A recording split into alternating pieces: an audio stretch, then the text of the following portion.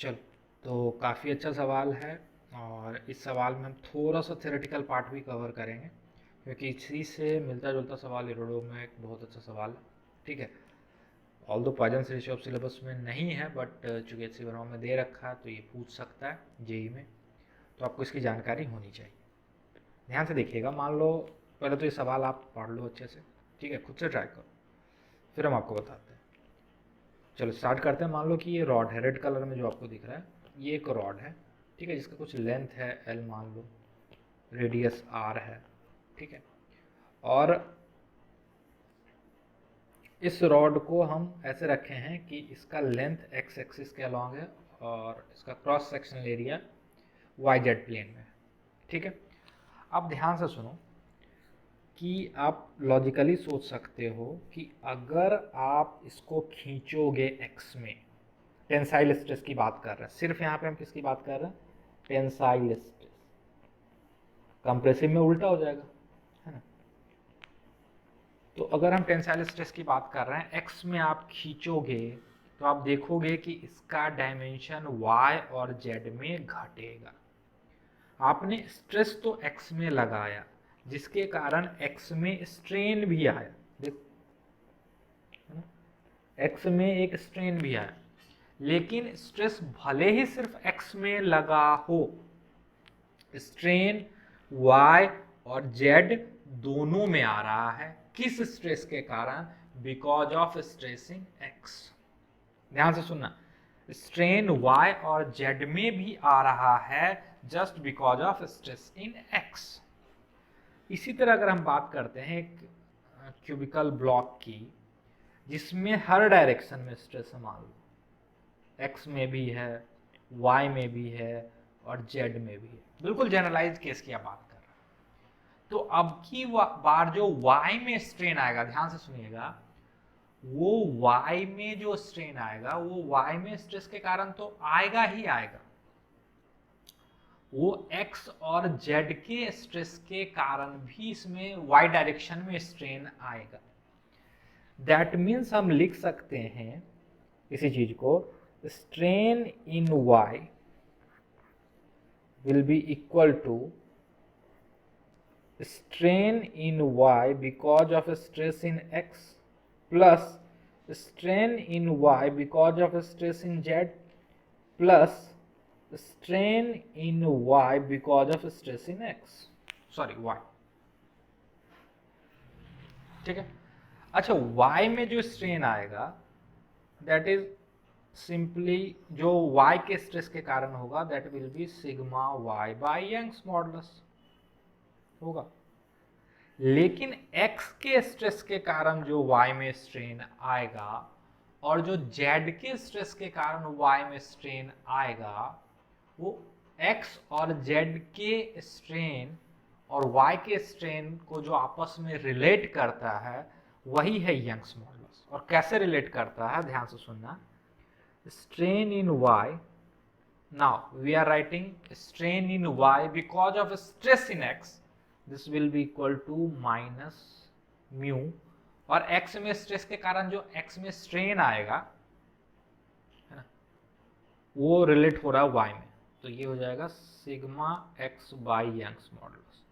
ये पूरा का पूरा टर्म, ध्यान से सुनना, ये पूरा का पूरा टर्म है strain in y because of stress in x. Likewise, strain in y because of stress in z, and this is sigma y by Young's modulus हो जाएगा। तो ये आपका कंप्लीट नोटेशन आएगा। इसी तरह आप x में भी लिख सकते हो, तो stress in x, sorry, strain in x will be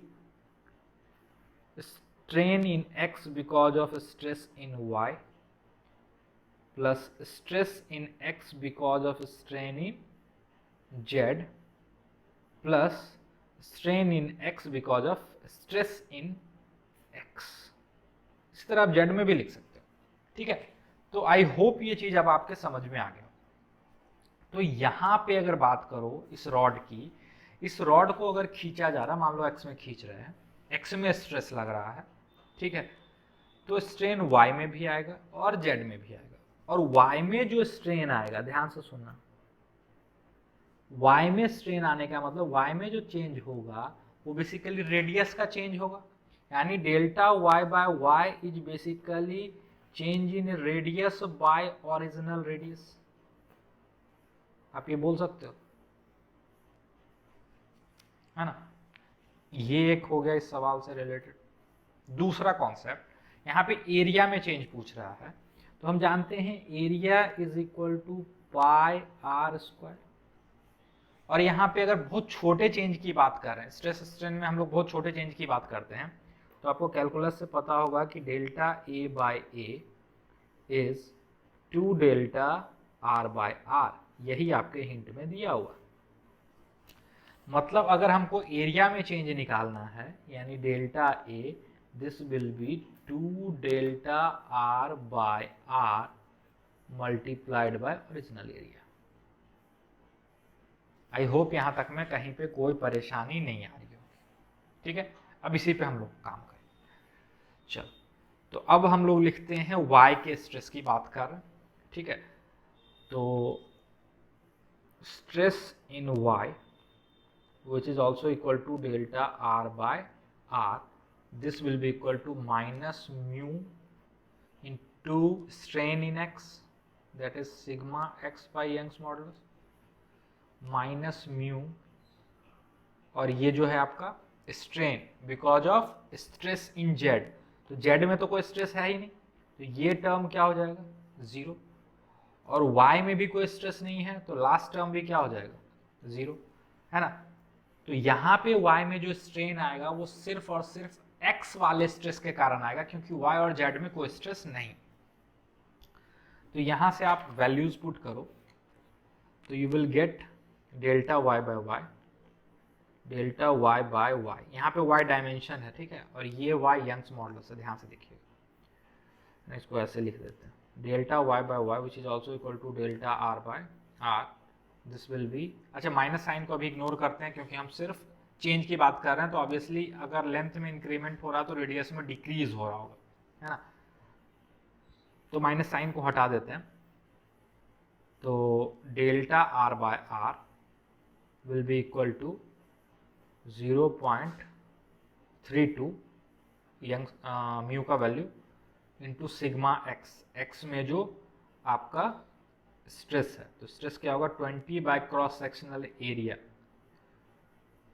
तो 20 by cross sectional area 0.1 centimetre square है, तो 0.01 into 10 to the power -4 metre square, है ना, इंटू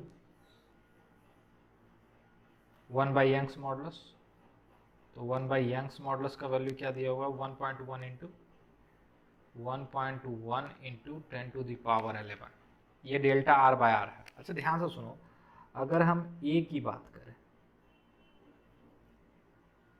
डेल्टा ए, तो it will come out to be delta r by r which is equal to minus mu, और यहाँ पे अगर stress की बात करोगे तो F by cross sectional area into Young's modulus, है ना। तो डेल्टा ए क्या होगा, 2 delta r by r into A, तो इसको 2 से मल्टीप्लाई करो और ए से मल्टीप्लाई करोगे तो ए और ए कैंसिल आउट हो जाएगा, है ना। ये आप करके देखना, तो डेल्टा ए का जो वैल्यू आएगा that will come out to be 0.32, ये डिक्रीज ही आ रहा है तो माइनस साइन हम हटा दे रहे हैं अभी, इंटू 20 जो आपका फोर्स है, एरिया का वैल्यू देखो कैंसिल आउट हो रहा है इसलिए एरिया से कोई परेशानी नहीं है, into 2 divided by Young's modulus 1.1 into 10 to the power 11, इसको आप सॉल्व करोगे तो ये आएगा 12.8 by 1.1 into 10 to the power -11 metre square, ठीक है। एसआई में सॉल्व कर रहे हैं हम लोग, तो इसको जब आप सॉल्व करोगे तो ये आ जाएगा 1.64 इंटू 10⁻⁻10 मीटर स्क्वायर। आंसर चूँकि सेंटीमीटर में दिया हुआ है तो इसको आप लिख सकते हो 1.1 था यहाँ पे, ठीक है, 1.164 इंटू 10⁻⁻6 सेंटीमीटर स्क्वायर, ठीक है, दिस इज योर आंसर। तो आई होप ये सवाल आपके समझ में आया। अगर ये सवाल अच्छे से समझ में आया है तो लाइक करें, शेयर करें, और इस चैनल को जितना ज़्यादा से ज़्यादा हो सके अपने फ्रेंड्स में बताएं ताकि उनको भी फ़ायदा हो सके। Thank you.